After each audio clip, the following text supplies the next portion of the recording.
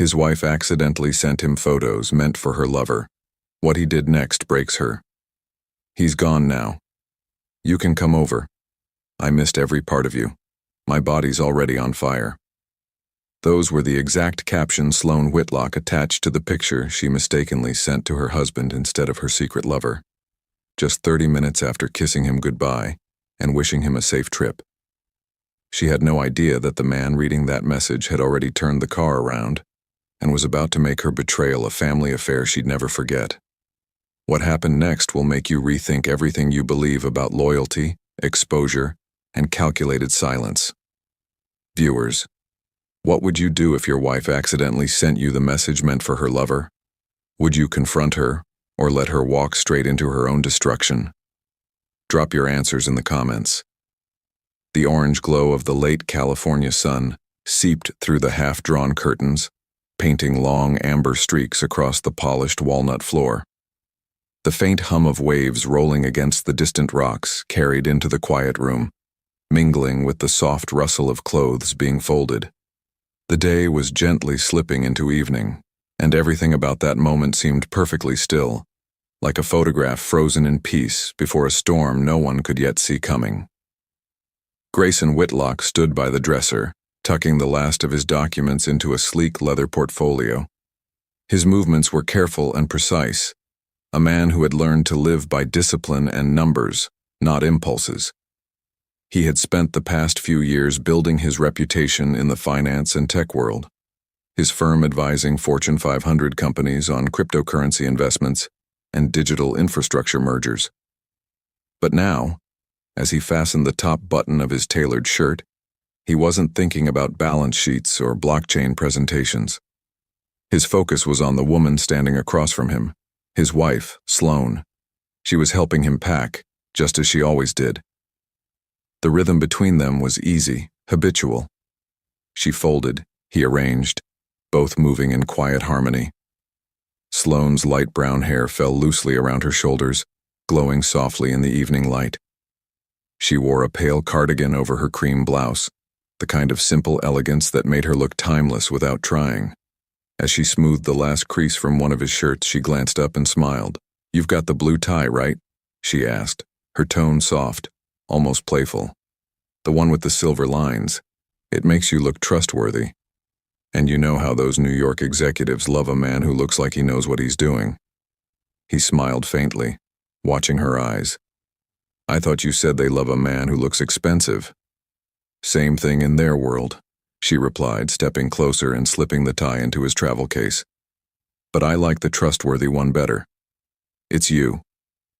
Grayson's gaze lingered on her face, on the ease with which she said those words. There was no sign of distance or indifference, just the familiar calm of a woman who had built a home beside him. He reached for her hand, his thumb brushing over her ring. "You always pack me like I'm never coming back." She tilted her head and smiled. "Maybe I'm just making sure you have a reason to." He laughed under his breath, the sound warm and low. "You never run out of lines, do you?" "Only for you." For a moment, silence filled the room, comfortable, tender silence broken only by the evening wind brushing against the glass. She walked to the balcony door, closing it halfway, and turned back to him. "Marcus texted. He's already out front." "Right on time," Grayson said, glancing at his watch. Sloane came back to him, her steps slow, deliberate, the corners of her mouth softening as she straightened the collar of his shirt. "You're still too tense," she murmured. "It's just a presentation, not a war. You've never tried convincing a boardroom of venture capitalists that blockchain compliance is crazy." "Well," she said, laughing, "you've made me believe it for years." He leaned down and kissed her forehead, holding her close for a long moment. "I'll be back before you miss me." "That's impossible." When he walked out, suitcase in hand, the orange light had deepened into gold, casting their front yard in a quiet, cinematic warmth. The air smelled faintly of sea salt and pine from the nearby hillside. Marcus stood by the sedan, his posture straight, his hands clasped in front of him. "Evening, sir," he greeted. "Evening," Grayson replied. He placed the suitcase in the trunk himself as he always did. "Let's go." Sloane followed him down the steps and stopped by the open door. "Call me when you land," she said softly. "I want to hear your voice before I sleep." He smiled, brushing a strand of hair from her face. "You will." The car pulled away slowly, the road curling along the cliffs as the sun dipped beneath the horizon. Grayson leaned back, watching the last hint of light fade behind the silhouette of his home. Everything about it looked perfect. Too perfect, even. 15 minutes into the drive, his phone buzzed. A message from Sloane. He unlocked it, smiling faintly, expecting a final safe travels text or maybe a picture of her dinner plate as she sometimes sent when he traveled. Instead, what appeared made his chest tighten.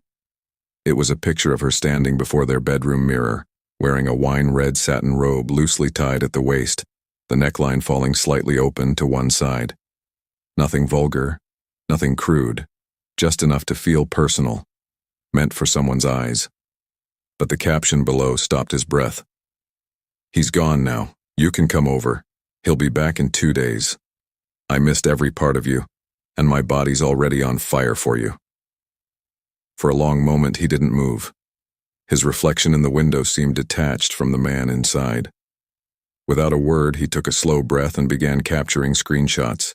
Each image, each word, saved silently, methodically, with the same precision he used when documenting a financial transaction.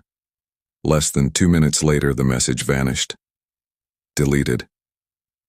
Then the phone rang. Sloane calling. He stared at the name for 3 rings before answering.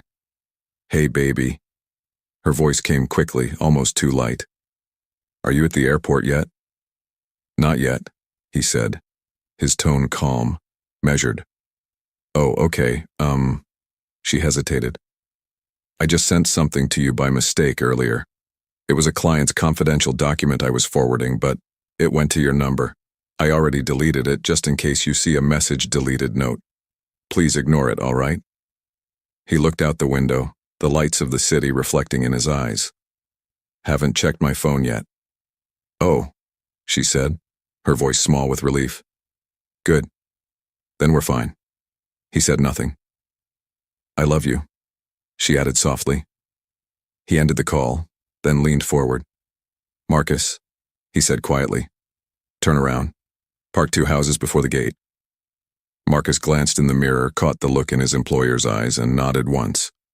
No questions. The car turned silently, the night settling deeper around them. And though the engine hummed softly beneath the silence, Grayson's world had gone completely still. The car rolled slowly down the sloped boulevard of Sierra Crest Drive, the golden sheen of dusk now replaced with deep lavender skies and blinking porch lights. The rhythm of the city had softened, but inside the vehicle, silence had thickened between driver and passenger. Grayson leaned forward slightly in the back seat, eyes locked ahead, watching every house they passed with a blank expression that could have belonged to a man reviewing quarterly financial statements, not one who had just seen the collapse of his marriage framed in a single message. "Marcus," he said finally, his voice low but precise. "Pull over. 2 houses before mine. Right-hand side, I want full view of our gate. Full view of—" Marcus obeyed without hesitation, slowing the black sedan and easing it to the curb just behind a neighbor's dormant pickup truck. From that angle, the Whitlock house was visible, a glass-framed modern structure sitting confidently at the end of the cul-de-sac. The warm yellow lights from the front windows spilled onto the pathway in a quiet invitation, and the pale stone driveway stretched out like a landing strip, clean and undisturbed. Grayson didn't speak. He didn't check his phone again.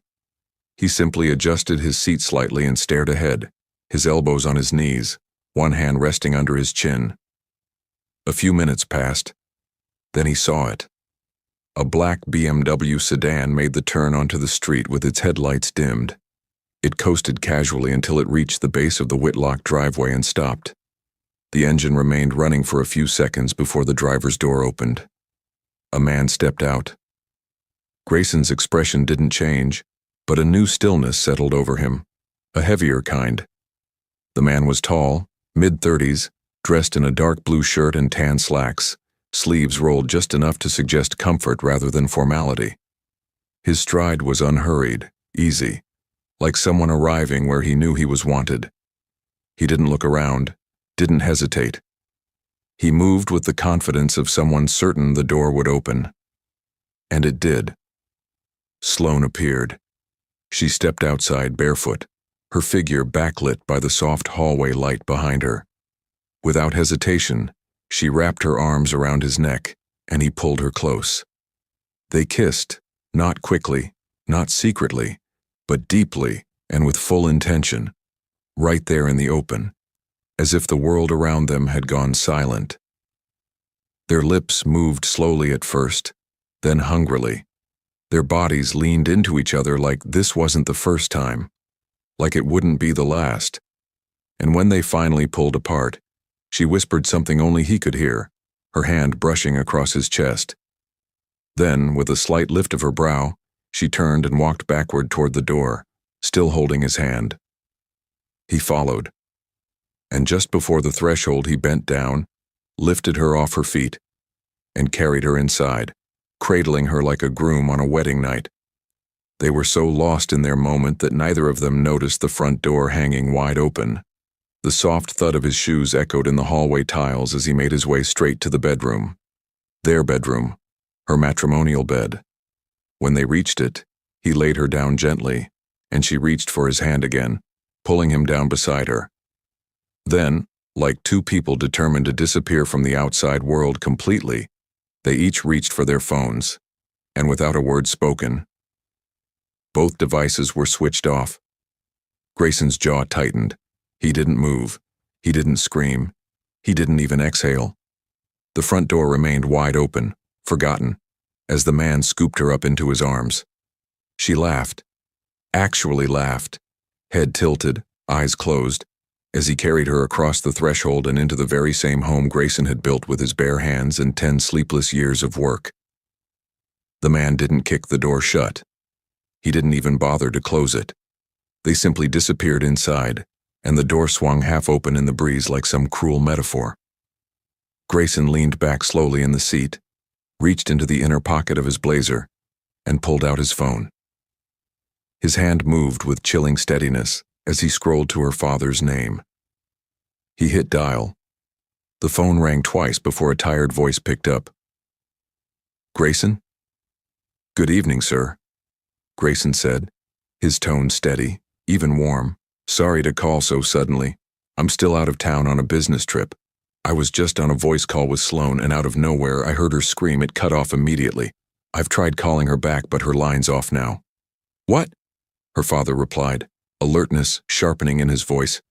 "You heard her scream?" "Yes, sir. I didn't know who else to call. You're close by.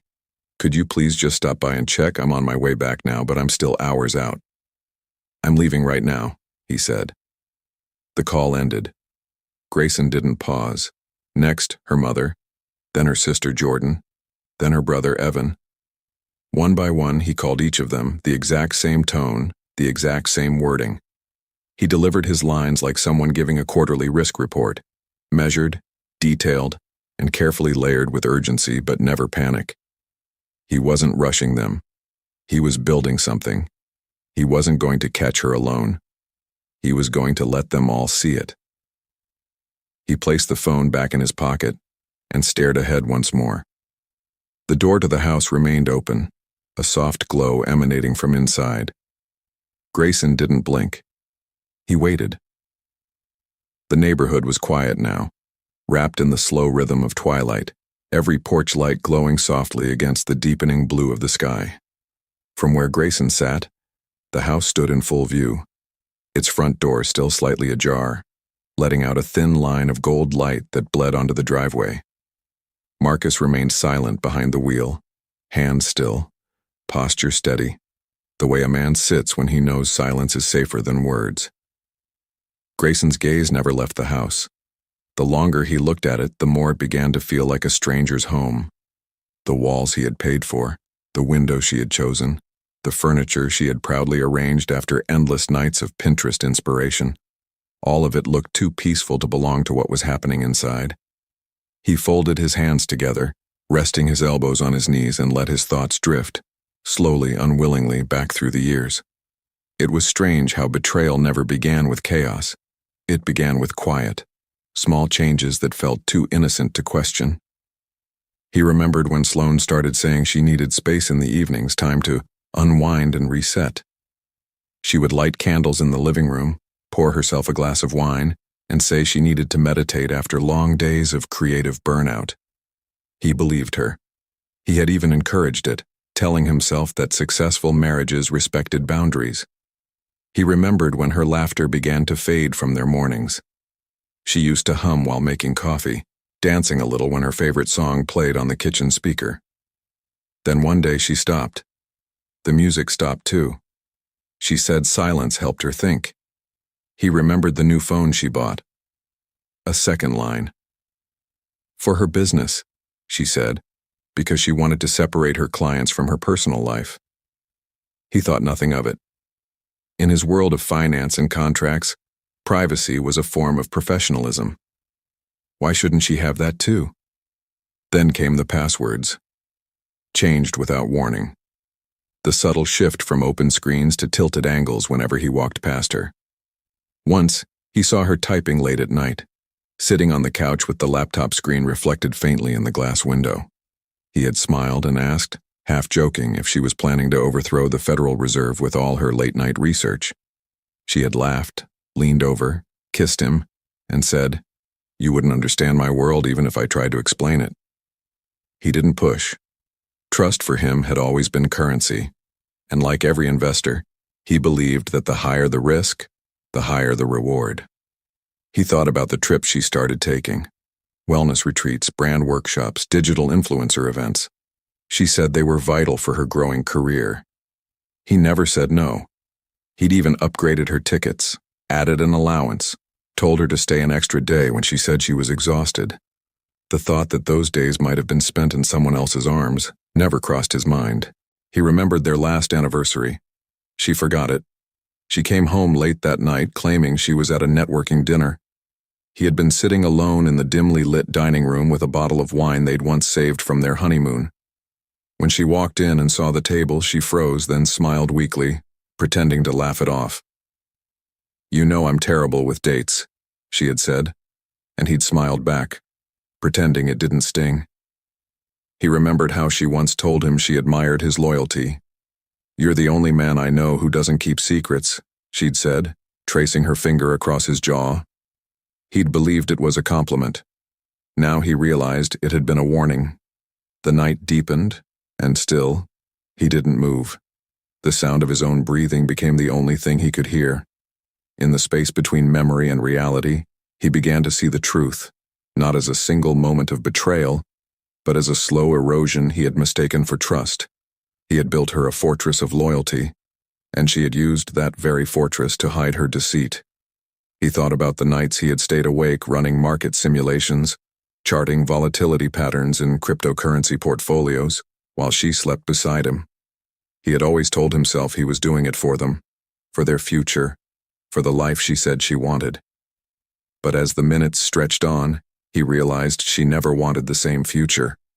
She wanted the comfort of his name, the prestige of his world, the freedom his wealth provided. And he had given it all. He had believed that love was an investment too stable to fail.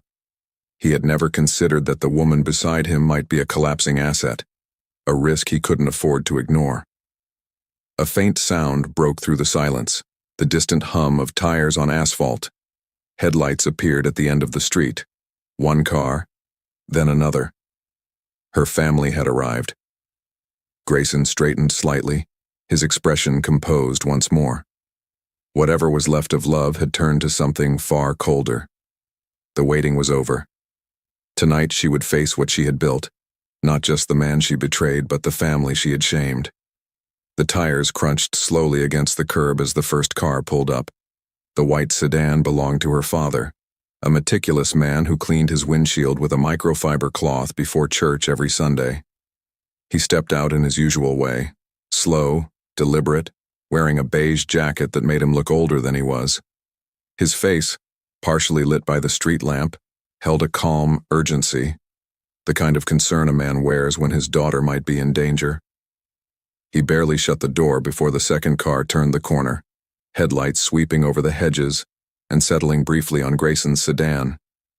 He remained in the back seat, still, his profile shadowed.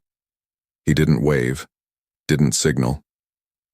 He simply nodded once as her mother emerged from the passenger side of the SUV, gripping her phone in one hand, house keys in the other, her steps fast, too fast for her age.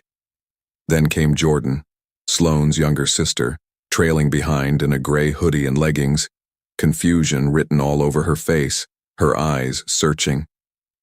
Her older brother Evan arrived last, driving a pickup truck with the engine still rumbling as he jumped down from it, phone to his ear, pacing before slipping it into his back pocket. Grayson finally stepped out, not rushed, not flustered. He adjusted his coat, locked the car door behind him, and approached them like a man walking into a shareholder meeting, not a man about to witness the collapse of a marriage. "I was on call with her," he said simply, as they gathered near the sidewalk. She screamed, and the line cut. Her mother's face tightened. "You tried her line again?" "Twice, then her phone went off." Her father didn't speak. He just turned and started walking.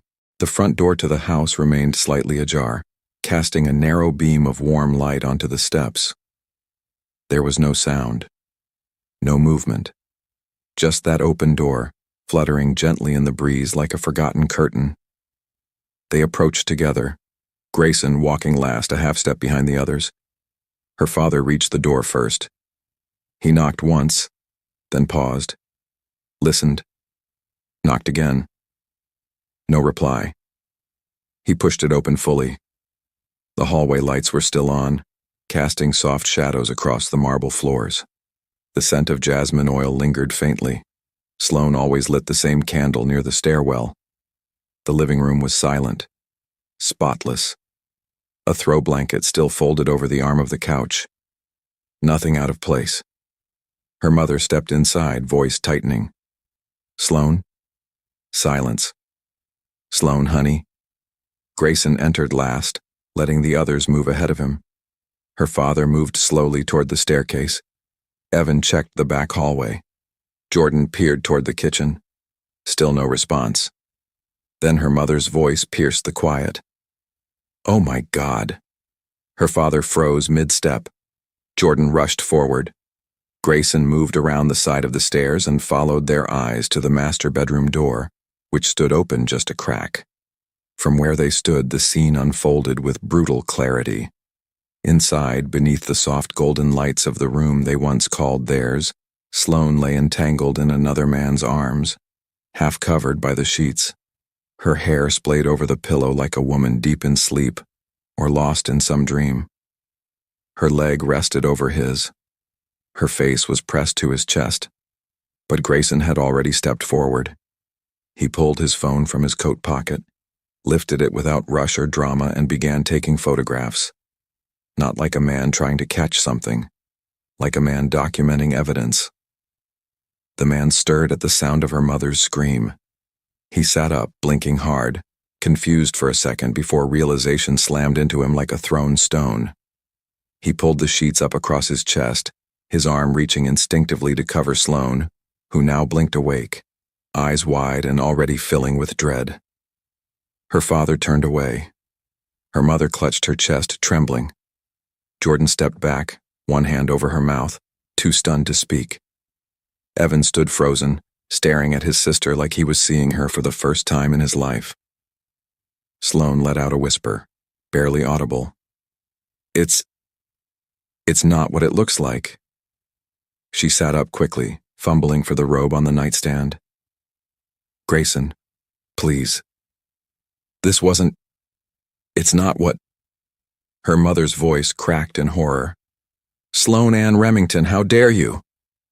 The man beside her stood now, wrapping the sheet around his waist, backing up like a thief caught in the light. Grayson said nothing. He simply lowered the phone, pocketed it, and looked around the room once. The bed they once shared now defiled by betrayal, The woman who once stood beside him now cowering beneath her own family's shame. Grayson finally broke his silence. When I got that message, something didn't sit right, so I came home. Waited a few doors down. When I saw you kissing him, I wanted to lose it. But I knew better. I didn't want to end up in prison over two people who clearly deserve each other. So I called all of you here, to witness this moment so I wouldn't be the only one. Sloane stammered, sobbing. It was the devil's work. I don't know what came over me. He stepped back. I'm going back to Boston. When I return, make sure there's no trace of you left in this house. You will hear from my lawyer. Remember the prenuptial agreement. You don't live here anymore. Then he turned. The night air was cool as Grayson stepped out onto the street again, the door clicking softly behind him. He didn't look back. Not at the porch light, not at the shattered faces inside, not at the woman calling his name like it still meant something. He walked down the driveway, each footfall steady, unhurried, as if he hadn't just watched his marriage collapse in front of her family. Marcus stood by the car, door open, waiting in silence. Grayson slid into the back seat, exhaled once through his nose, and said nothing. Marcus didn't ask where to. He didn't need to.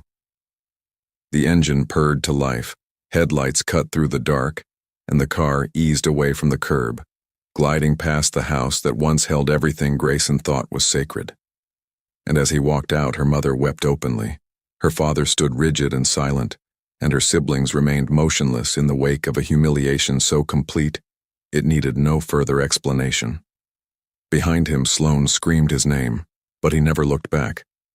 Viewers, do you think Grayson handled the situation perfectly? What will you do if you are in his shoes? Drop your thoughts in the comments and don't forget to like and subscribe for more interesting and true-to-life stories.